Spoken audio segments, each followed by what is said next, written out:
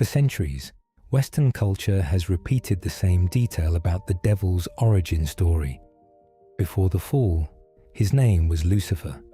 It's in horror films, heavy metal album art, centuries of religious painting, casual conversation. Ask most people where the name comes from, and they'll tell you with total confidence. Even people who have never opened a Bible. It reads like settled history, but there is exactly one verse in the King James Version of the Bible where that word appears.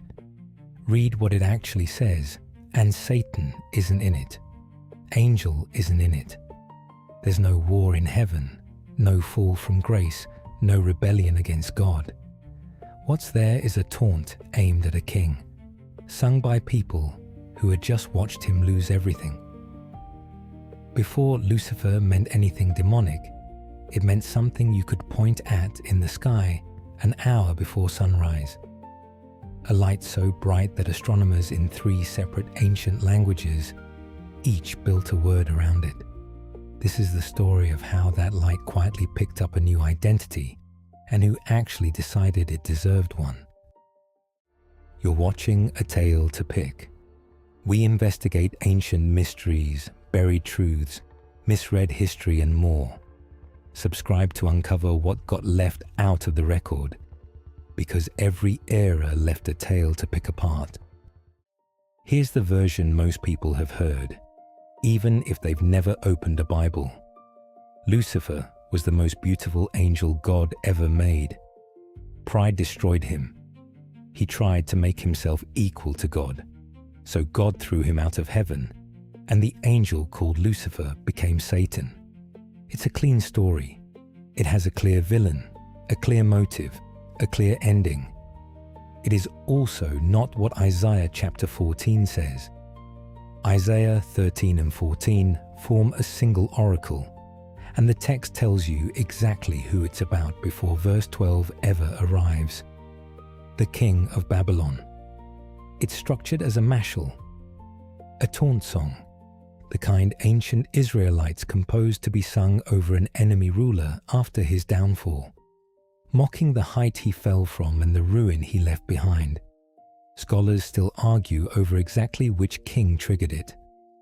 Nebuchadnezzar is the traditional guess, and a strong one, but the text itself never names him. So that detail stays an open question, not a settled one. The line everyone knows, verse 12, reads, "How art thou fallen from heaven, O Lucifer, son of the morning?" In the original Hebrew, those words are Hillel ben Shachar, shining one, son of the dawn. The phrase is traditionally read as an image of the morning star, Venus, blazing in the eastern sky before sunrise. Venus can dominate the pre-dawn sky, appearing brighter than any star around it, only to disappear completely the moment the sun clears the horizon, outshone by the very thing it seemed to announce. That's the image Isaiah reaches for. A Babylonian king who rose higher than every rival and then disappeared the instant something greater arrived. 3 verses later, the poem finishes the joke. "Yet thou shalt be brought down to hell, to the sides of the pit, not cast out of a celestial court, dragged down to the grave, the way any dead king eventually is." There's no angel anywhere in that image. There's a king, a planet, and a taunt with a punchline. So where does the actual name Lucifer come from? Follow the text through its translations, and the trail is longer than most retellings let on. 3 centuries before Christ, in Alexandria, Jewish scholars translated the Hebrew Bible into Greek for a diaspora that no longer read Hebrew fluently. That translation, the Septuagint, rendered Hillel as Heosphoros, dawnbringer. Still a description, still Venus, still no proper name attached.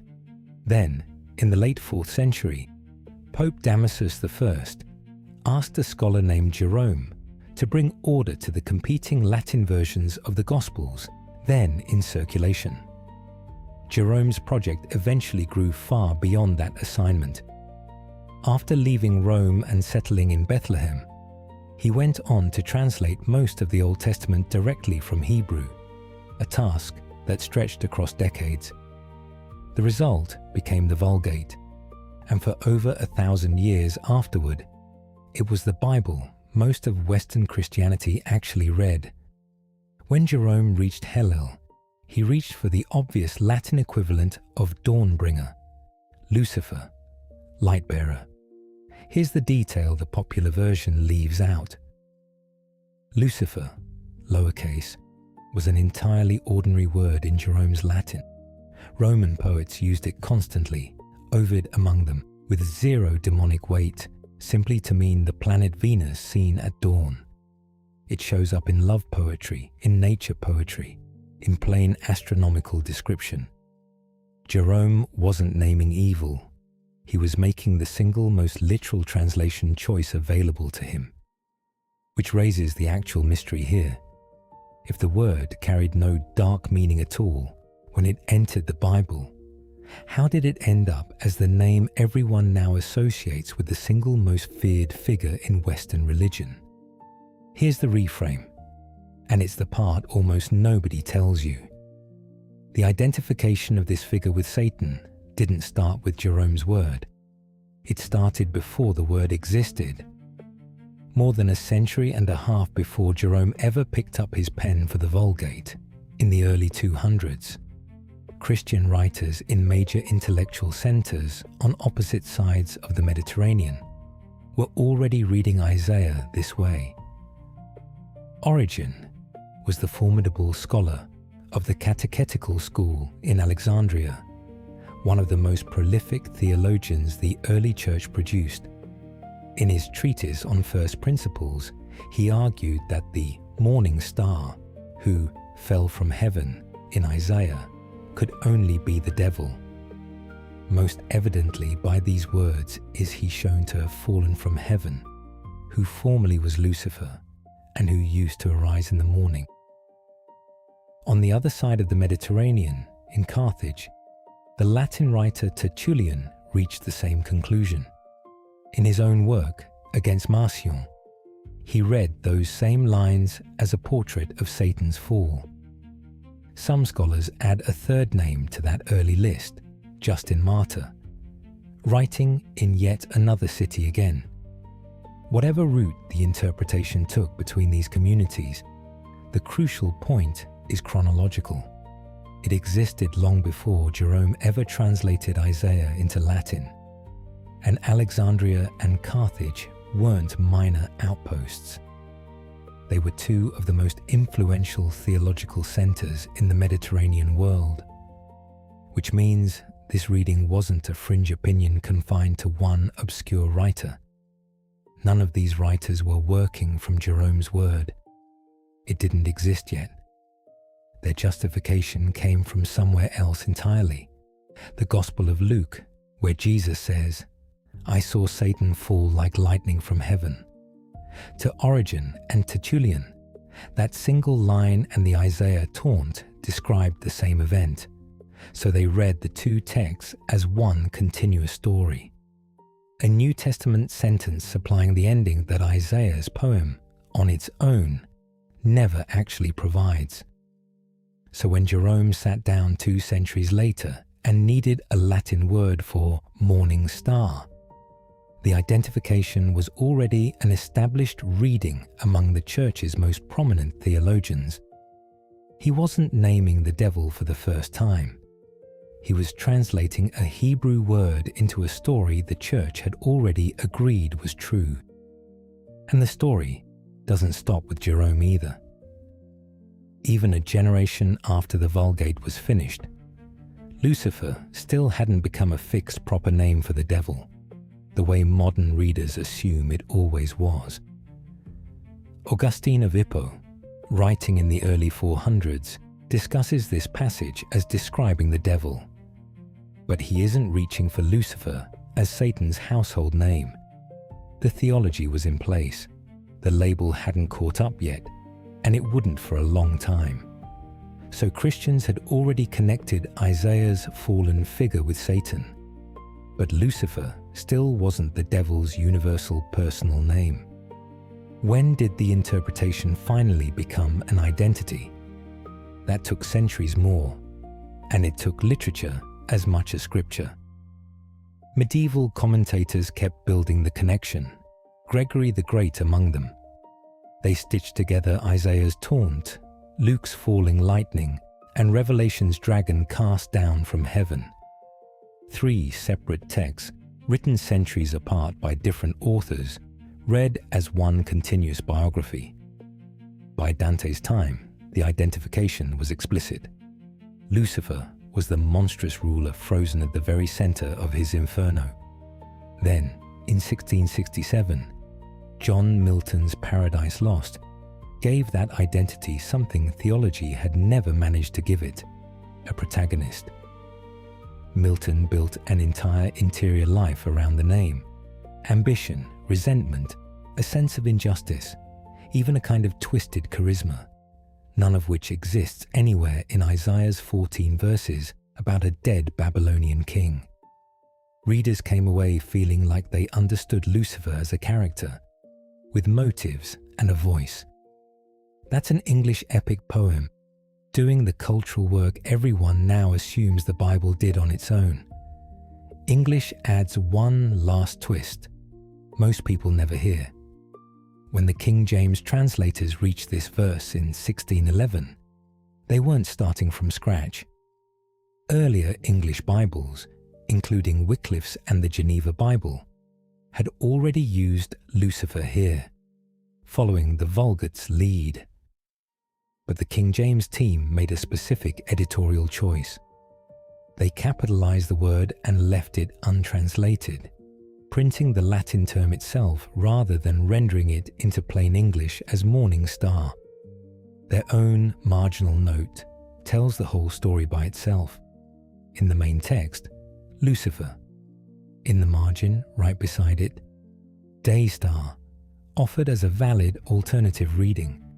The name and the translation sat side by side on the same page. The translators knew it wasn't settled and printed the doubt right next to the certainty. That one choice, capitalize and don't translate, did more to fix Lucifer as a proper name in English than the original Hebrew or the original Latin ever did on their own. And here's where the loop closes. Open most modern scholarly Bible translations today, and the word Lucifer isn't there anymore. Translators have gone back to morning star, back to where Isaiah started. The name millions of people know from the Bible has now spent more of its documented history outside a Bible than inside one. So which is the real story here? A mistranslation that accidentally created a myth, or a theology that already existed and simply went looking for a word to wear? Neither answer fully survives contact with the evidence. Origen and Tertullian didn't need Jerome's Latin to believe what they believed. The identification came first, in Greek and in early Latin, built on a line from Luke. But without that specific word, light-bearer, Lucifer, and centuries later, without an English poet's imagination, it's hard to picture this name surviving into everyday language the way it has. That light in the eastern sky never changed. It's still Venus. It still climbs higher than every star around it, and vanishes the instant the sun clears the horizon. Exactly as it did when Isaiah's first audience heard this poem sung over a dead king. They were glad to see gone. Every generation since has looked at the same point of light and seen something different in it. What changed is what people needed that light to mean. 3 times over, in 3 languages, across nearly 2,000 years. Isaiah gave the image to a king. Origen and Tertullian gave it to the devil. English gave it a capital letter. Milton gave it a face. And somewhere along that chain, A word for the brightest light before sunrise became the name people associate with darkness. Whether that makes it a discovery or an invention might depend less on the ancient text itself than on which source anyone trusts to define a word, the poem it came from, or the poet who made it famous. Thank you for watching this far. If this made you question what you thought you knew, good. Don't forget to subscribe and like this video so we know it's worth your while.